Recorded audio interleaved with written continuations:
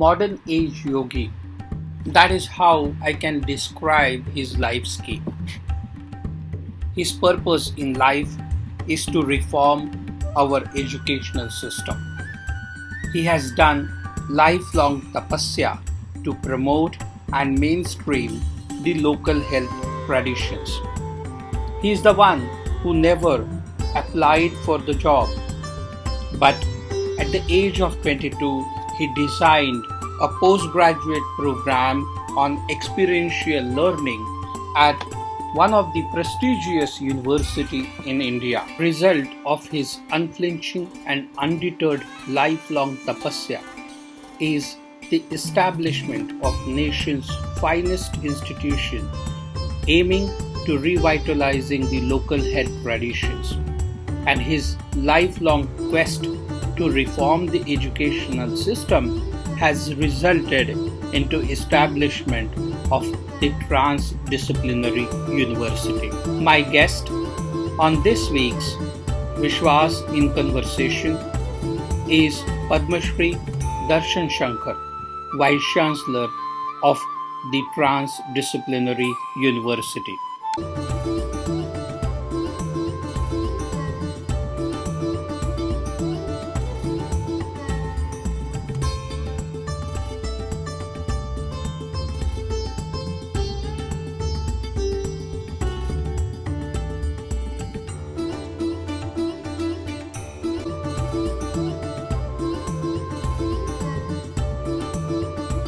I was born in Bombay or Mumbai.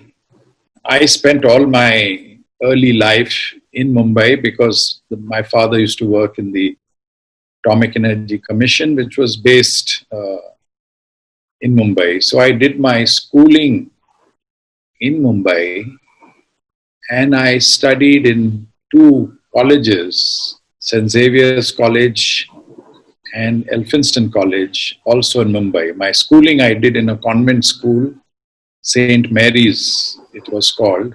Having lived in Mumbai, I did naturally speak a little Marathi. I mean, my school education was fun. I mean, I enjoyed more my friends than the quality of education. It wasn't bad or anything. It was standard kind of education. I was inspired by a particular principal. In our kind of school, that's convent schools, the principals used to be priests who was, very open, democratic, I would say secular in his outlook, very good values. So, I mean, this was one person who did make an impression on me. In St. Xavier's College, when I joined, I used to be ragged and bullied by some person who was bigger and tougher than I was. And so I had to see how to cope with that. And so in the very first year of college, I actually joined the boxing group.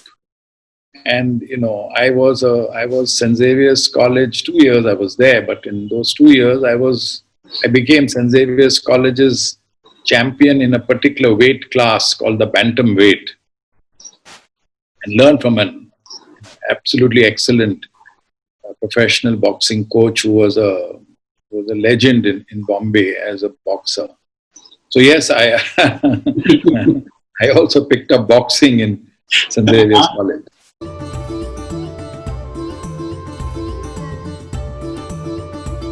Darshan, you are a post-independent era child, born in 1951. India had just become independent. Any particular memories about Mumbai of that time? So, we were residing in very affluent areas like Hanging Gardens and Warden Road and so on and so forth, and lived in very, very nice, palatial almost government structures.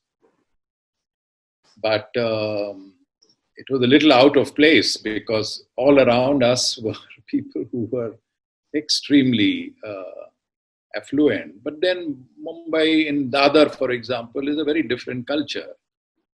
Or if you go to Nagpada, then, where a classmate of mine, well, a little senior to me, Farooq Sheikh, who became a film actor subsequently. So Farooq was a classmate, senior to me, but we were good friends. And he lived in Nagpada, and that was a completely different locality.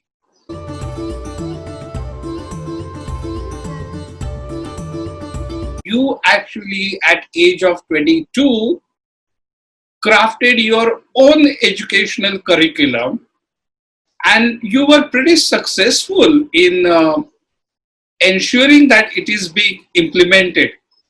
And that's how you started your career as an academician, if I may put it, at age of 22 with the then Bombay University. No, I felt that education was sort of alienated from the society. It was not grounded in social reality. It was such a strong feeling in me that literally the day I finished writing my last examination paper for the BSc, the very next day I went to the Vice Chancellor of my university and I sort of wanted to engage in dialogue with him. So why don't we start a program for experiential learning? It's the proposal that I made to my Vice Chancellor. So he actually shooed me away and said, look, who are you? You are just, you're not even finished your graduation. I mean, you will graduate. But, what are you talking about education and making a proposal for a postgraduate program and so on and so forth? But I was very strong in my passionate about what I was feeling. And so I said, what is the other way to now go ahead with this? So I somehow found a way to get an appointment with my chancellor in his capacity as chancellor and not as the governor of the state. And this was a person named Ali Awar Jung. He was a historian, he was an educationist, he had been in Aligarh Muslim University and so on and so forth. And I thought he was a great person. In fact, I learned, as young people are at that age, I was very much against, patronage. I thought positions like governors and so on and so forth, why are they necessary? And it was after my interaction with Nawab Ali Awar Jung, the governor, that I realized patronage is very important. He just heard what I had to say and he said, why don't you develop this? It's a fantastic idea. It's a very good idea. Why don't you develop it into an operational proposal? I told him, look, I don't know anything about proposals. I won't know what is an operational proposal. It's just that I feel very strongly about this. He said, no, but you've got to convert it into an operational plan. And let me help you. And he connected me to two thinkers of that time. One was a person named J.P. Nayak, who was himself a great educationist in Delhi. The other was a thought leader and also a great thinker named V.M. Dandekar, who used to be based in the Gokhale Institute in Pune. So I wrote to Dandekar saying, you must be coming to Bombay off and on. Whenever you come, let me know. I'll come and see you wherever you are. And he did so. And I met him and I had written to him also briefly what my thoughts were. And after meeting him, he said, look, why don't you come to Pune and spend 3 weeks with me? I said, sir, I'll gladly come, but I don't have the money to buy a ticket to come to Pune, and then to stay with you for 3 weeks is an expense. He opened his purse, gave me 50 rupees and said, buy a ticket and come. Once you reach, I'll take care of you and I'll send you back. And so I spent 3 weeks with V.M. Dandekar, and he was a very strict man. Every morning we would meet at 8 o'clock and we would discuss, and he would say, all right, now you write out something, meet faculty in the institute, and we'll meet again tomorrow 8 o'clock. And so we met 8 o'clock every morning for 21 days. And at the end of the 21st day, he said, yes, this is a proposal that I'm satisfied with. You can go ahead and see how you can take it forward. So I'll cut the story a little short in the sense that I similarly had interactions with J.P. Nayak, and in that process also with his wife, who was an educationist named Chitra Nayak. 2 months from the time I met the Chancellor, I came and gave him a proposal. He was very pleased and he said, look, this looks good, but how do you know that there'll be any students interested in participating in a 2-year experiential learning program, a kind of an action research program post-graduation and multidisciplinary? How do you know? So I said, give me a little time. And I used my connections, which were really grassroots kind of connections, and I had wide-scale connections, mostly with people in the left movement. And I used all these friends and went university to university, college to college, agriculture, engineering, social sciences. I must have addressed dozens of meetings of students who were graduating, explaining the idea of this experiential learning, telling students, why are we looking for a job? Why don't we find out? What is it that is the application of our knowledge to solve real life problems? And jobs will come. Let's create jobs, kind of a thing. And I told them that, Bombay University is considering a program where students interested in this kind of work may get a scholarship and they can spend 2 years, in a particular social setting and try and apply their knowledge to solve real life problems. 2 months later, with 500 applications. Uh-huh. The Chancellor was now completely convinced. He said, this guy has the idea, he has made it into a plan, he's now got people who are ready to join. He said, now you leave it to me now I'll get back to you. The ball is in my court. And one fine day, he arranged early morning to call me to Raj Bhavan. He put me in a car that was going into the airport, and he informed me that Professor Nurul Hasan, who was then the Union Education Minister, was coming to the city, and that this car was going to receive him. It would go right up to the tarmac. He said he has a very busy schedule in the city, but if I sit in front, he is stuck with me for 45 minutes and he has no option but to, listen to me. He says, that's the opportunity I'm giving you. You try and convince him that the Ministry of Education should support this idea. And at the end of that particular car journey, Nurul Hasan, finally, we had a very hot discussion back and forth. But at the end of it, he said, I'm convinced, you come to Delhi. In the meanwhile, I had also, with the help of the Chancellor, sent the proposal to UGC. And UGC had sent a committee chaired by a very open-minded physicist, Professor B.M. Udgaonkar of the Tata Institute of Fundamental Research, who was a member of the commission. Mm-hmm. And he came to the university with the committee, they examined the proposal, and they also very strongly recommended that this kind of a proposal should be supported. Anyway, so that program started in Bombay University, and I was made in charge. I joined the university as a faculty member. There were some hiccups about that because, I had just a graduate degree. I didn't have a postgraduate degree. I didn't have a doctoral degree.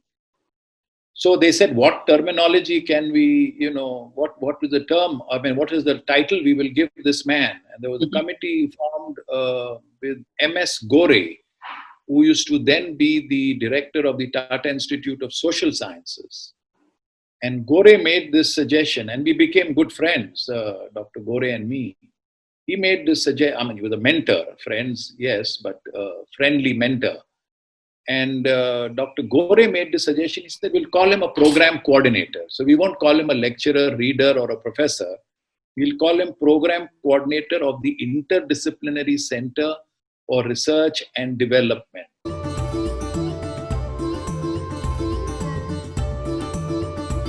That's not where your struggles kind of ended. Rather, I would say your struggle, both socially and emotionally, actually began at that point in time. What kind of challenges did you face in those 8 years from age of 22 to 30 in order to run this program? Yes, I mean, the general, there was a feeling in people that this was a maverick, who had come into the university system. And this experiential learning program was really not part of a dignified way in which education should be imparted. Because it was mostly project work. We used to hold classes on different dimensions of development studies from different angles in the field. So this was considered to be a maverick kind of a program. It was tolerated until 1978 when the chancellor was still alive. So I did face that problem. I was able to, appoint faculty to run the program. And the program also got a lot of recognition. It won an international award as the best program in the Commonwealth for linking education to social or community needs. The program went on in that way administratively with support from the Ministry of Education right up till almost 1980. After the death of the chancellor, the university authorities said, let's find a decent way of getting this person to exit. Mm-hmm. And the decent way they found was, they said, look, this experiential learning and business won't work. We will convert this into a regular postgraduate program in rural development. Mm-hmm. And in which fieldwork will get reduced from 80% as it was to maybe 10%, and 90% will be, and then I resigned.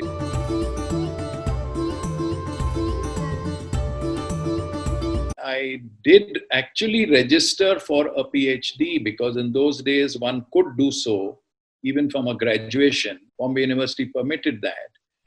But perhaps out of a certain kind of arrogance, not arrogance in behavior, but arrogance in thought, I decided not to do the PhD because my office was located in the postgraduate social science faculty department. And somehow I was not impressed with the work culture, with the academic culture of the faculty that was there. I didn't see them, discussing problems of importance for the country. I didn't see them with passion for trying to solve any problem, theoretically or otherwise. And I just felt that, I was very, very disappointed. And so I dropped my PhD partly for this reason, and partly because I had the excuse that I had proposed an idea which was interdisciplinary. And in those days, there was not much scope for interdisciplinary kind of work.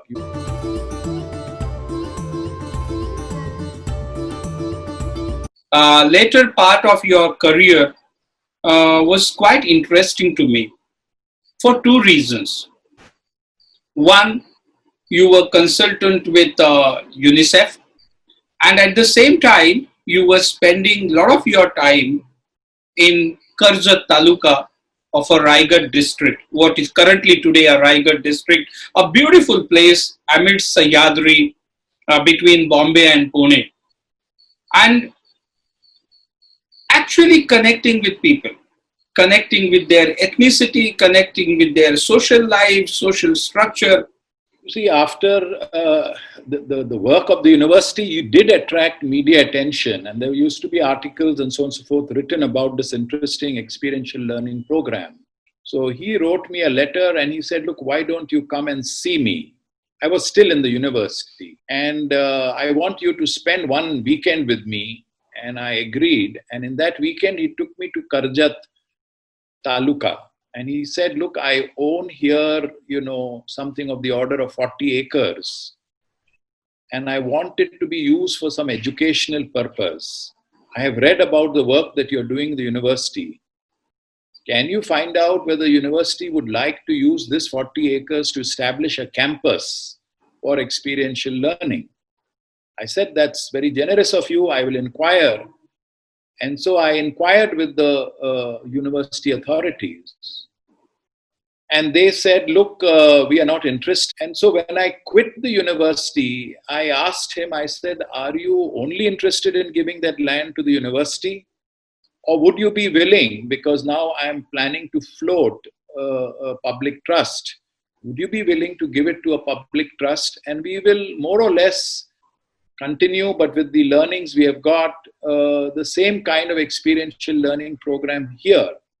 And he said, gladly. And so that's how Karjat came into the picture, that he donated it for starting a program, which we then called and registered a trust called the Academy of Development Science. We more or less continued a similar kind of work more intensively and now more focused on that area, where students from different disciplines joined. The students were there working on projects relating to agriculture, relating to medicine, relating to performing arts, wide range of disciplines. The campus consisted of huts made of the local reeds, karvi is the material that is used there. Meanwhile, one was receiving a lot of mentorship from lots of people.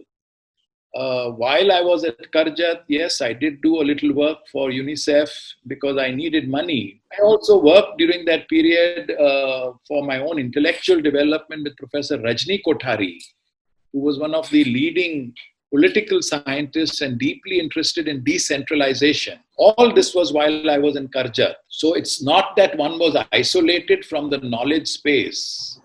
One had support from people like Rajni Kothari, Ashish Nandi, M.S. Swaminathan. I met him also during that period. There were others who gave moral support like Professor Raja Ramanna. Madhav Gadgil also visited me while I was in Karjat.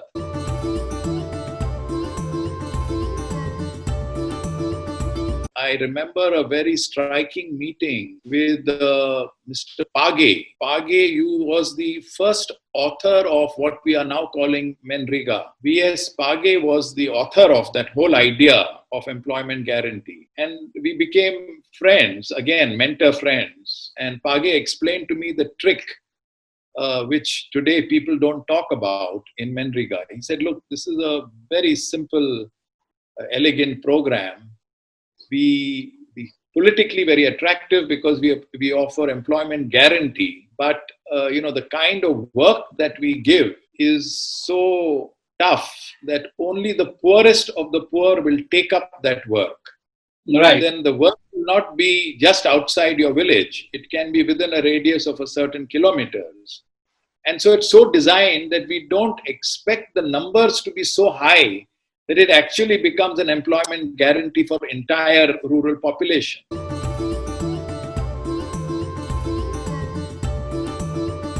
Establishing yourself in Karjat means connecting with local community, connecting with the tribes. It would be very interesting for youngsters to know lifestyle of Karjat or settings of Karjat, social fabric of Karjat at that point in time.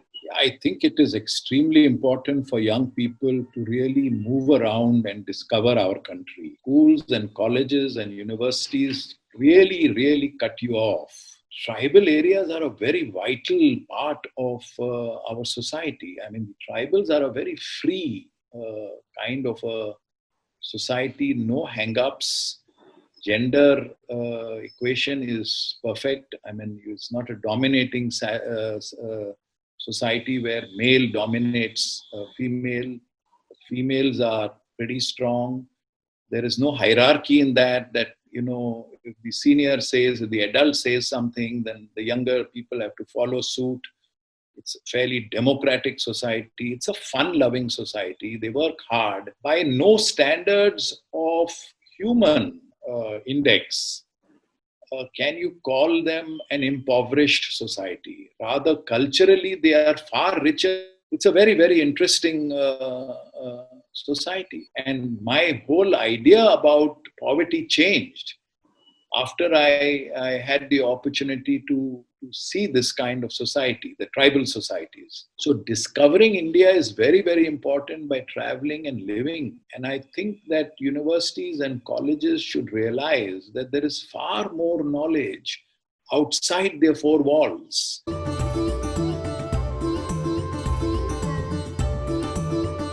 While I was in Karjat, I'd like to narrate one mentor and friend whom I developed, and that was a person named Ravi Mathai. Ravi Mathai, as you know, was the founder director of IIM Ahmedabad. And when I met him, it was the last 15 years of his life. And he used to go around in a van, and the van was painted University Without Walls. He said, exactly what I just now narrated, that there is so much of knowledge outside. He's written a very fascinating book on education, where he has described the educational process in a community in Rajasthan, which does absolutely brilliant textile design and textile weaving. And he said the products of this community are far better than what any National Institute of Design or anyone else can produce. And how did these people learn? They have not gone to any NID, they did not go to any school or college. It is a parampara. And it is such a rich parampara. And how do they learn? How do they transfer knowledge? Mm-hmm. He actually recorded in that book the actual process of transfer. He used to spend nights in that village and see how the exchange of knowledge was going on from generation to generation. So this is just one example. When one can learn about agriculture, one can learn about natural resource management, one can learn about medicine, one can learn about agriculture. You can even learn some mathematics. Professor Ashok Jaitley, he said, he had a carpenter whom he was explaining about, they were trying to estimate how much wood would be needed for windows and doors. He was also calculating. He said, before I could finish my calculation, the carpenter had given me the answer. He said, I looked in surprise. I said, how did you work this out? And he said, in our parampara, we have a formula. And the formula works much faster than the mathematics that Jhunjhunwala knew.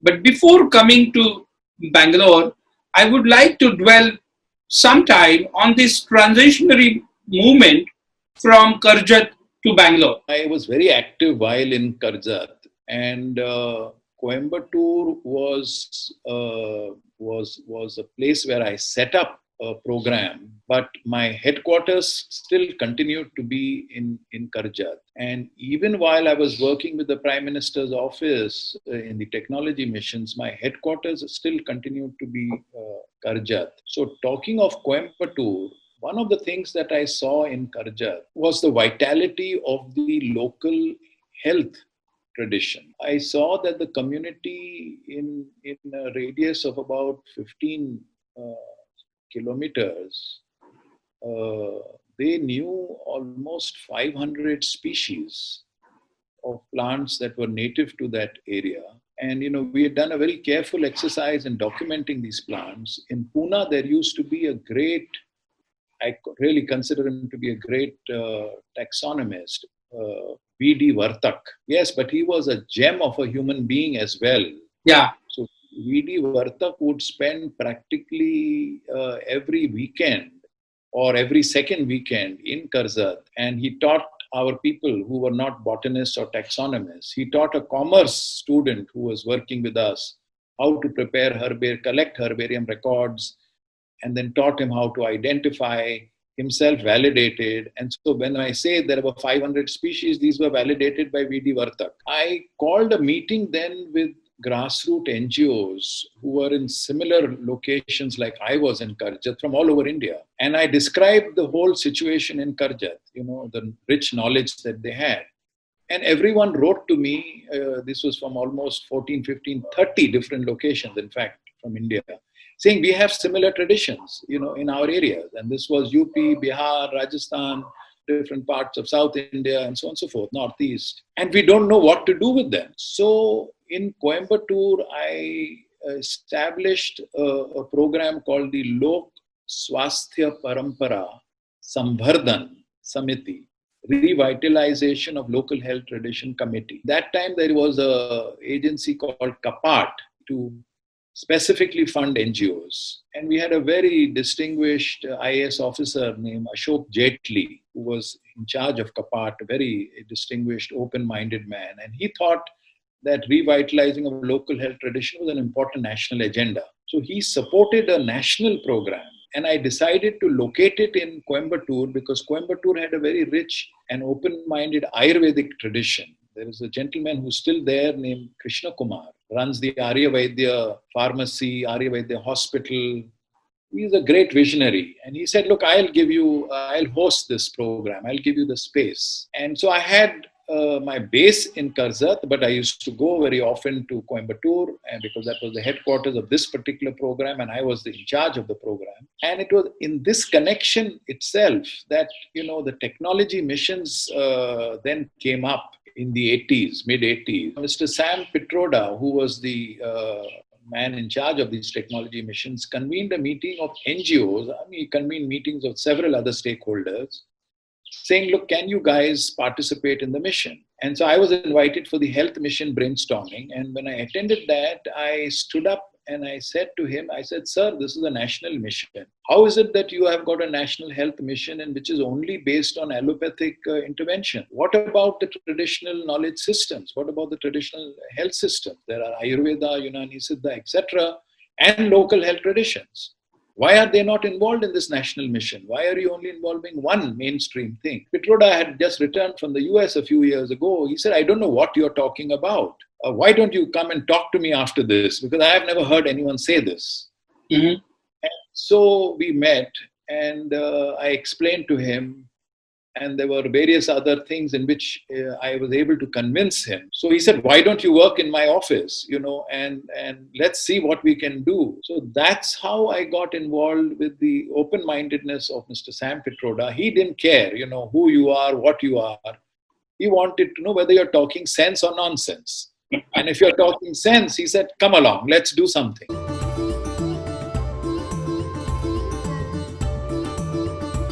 I met Swaminathan when I was maybe 25 or something. And I simply walked into his office, because I needed some help for students who were working on agricultural problems. His system was such that he would see people who were, desperate to see him. And as I began explaining the kind of program we were doing to try and revitalize agriculture through this experiential learning program, what he did is he got up from his chair.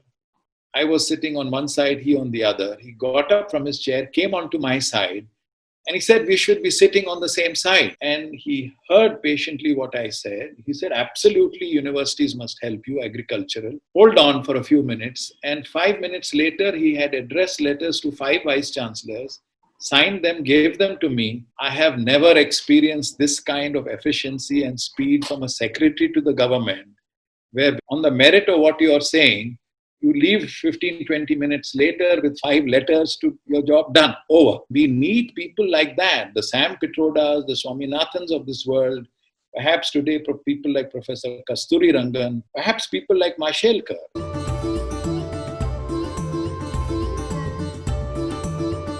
It's very interesting and I can't stop but going to share a story because the moment you talk about V.D. Vartak, I had a goosebump on my body. And they were for 2 reasons, Darshan. One is that I had an opportunity to meet the guy in his house in Narayanpet. I had then moved to National Chemical Laboratory and I was working on this digitization of natural history collections. And I heard that Vartak, when he left Agarkar Institute, had carried these herbarium sheets and a biological material, and he was using his entire flat in Narayanpet to store it. And with help of one of his student who was then scientist at Agarkar Institute, set up an appointment and met him. And see the wisdom. It's the age and experience gives you that wisdom and sense of urgency and importance. When I put the idea before him, he said, fantastic, let's do it, because this knowledge is soon going to kind of exude itself, disappear. Unfortunately, that was a bit too late, and that will continue to be my regret that I could not help digitize those herbariums.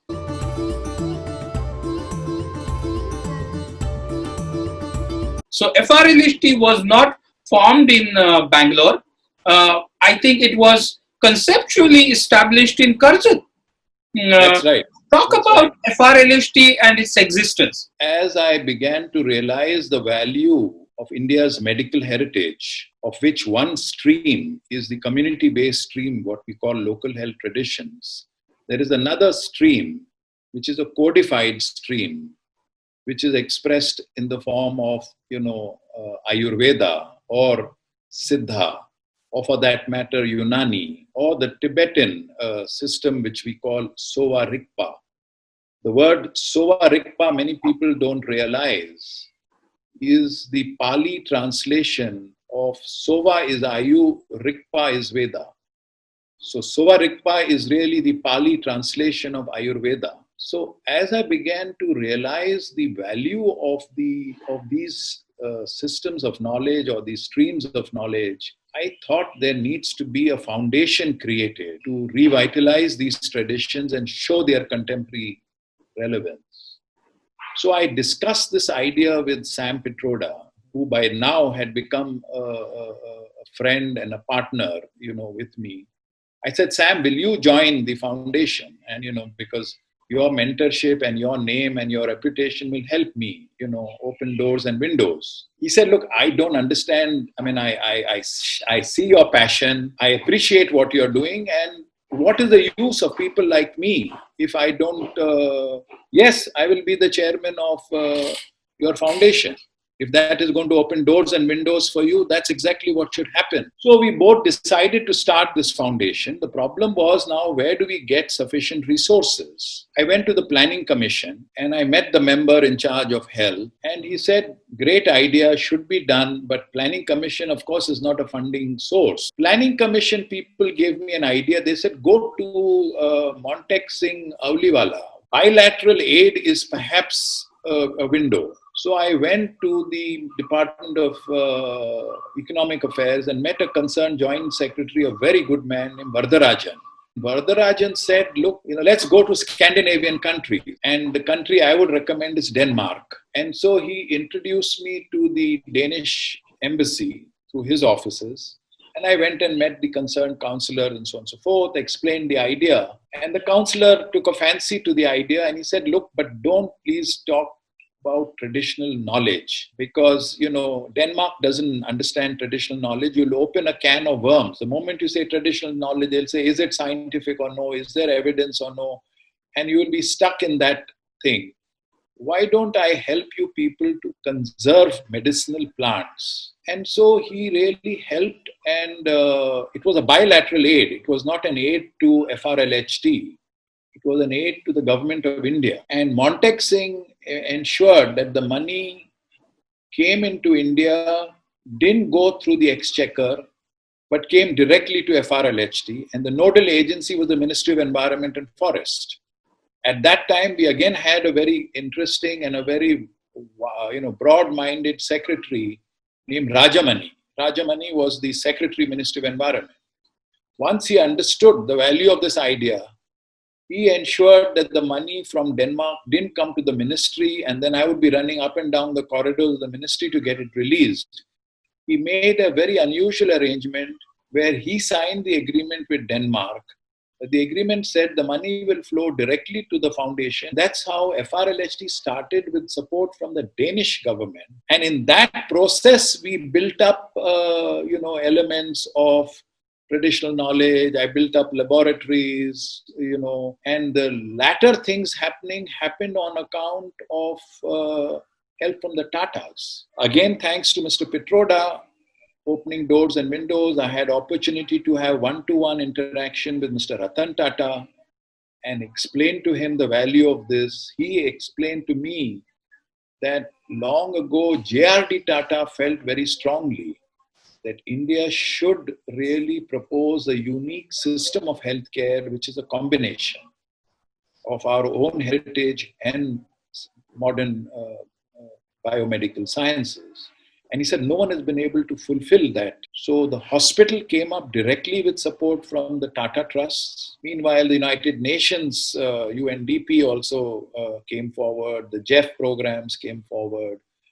And so there was relatively much more support in Bangalore than what we had experienced in either Bombay University or in Karzat. The government of Karnataka was watching this platform, and at one point of time, we had an extremely fantastic chief secretary, S.V. Ranganath, and he helped us to convert this into a university, because he said on that platform, I argued with him that, to do this kind of knowledge work, it's always helpful to have students. And so if we have masters and PhD students, then the human resource problem becomes less acute. None of this would have happened without help. I only had passion. Nobody can do anything on his own unless there are hundreds of people helping you in so many ways. And therefore, to claim that I did it is wrong. There were colleagues internally, there were forces outside. And it is the conjugation of all these forces that result in something happening. You don't have to look for a job. I never looked for a job from the age of 22. I was only pursuing ideas. They were not fanciful ideas. They were ideas relevant to India. There are so many ideas that are relevant to India that many people can pursue, transform into programs, into projects. It may be social entrepreneurship projects, it may be knowledge programs.